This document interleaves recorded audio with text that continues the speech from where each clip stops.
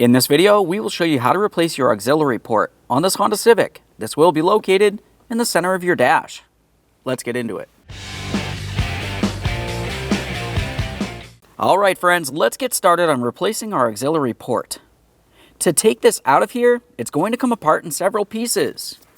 We'll start by using a small pick or screwdriver and remove the outer portion.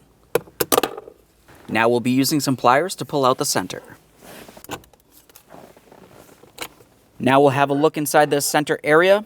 Up along the top, there is a trap door. You can use a small screwdriver or a trim tool and pop that out of place. Now we'll press this piece directly in, and then we'll carefully reach inside this area and pull it out to an area that we can reach the wiring harness.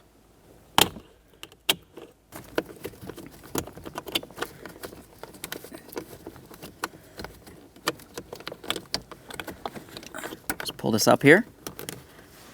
Now we can release this green connector. Squeeze on that. Every time you disconnect an electrical connector, just take a peek. If you see any funny colors, that would be corrosion and it would need to be dealt with.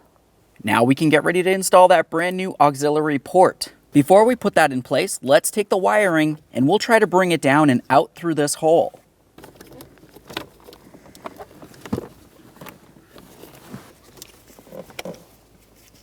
Now we can connect in that wiring to our brand new auxiliary port switch. We'll slide it in, give it a little wiggle to make sure it is secured in place. Now we'll take this and we'll slide it into the proper position, making sure that it's facing in the right direction.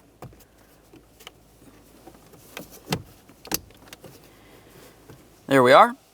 At this point, it's fully installed. We'll just put on our little cover here.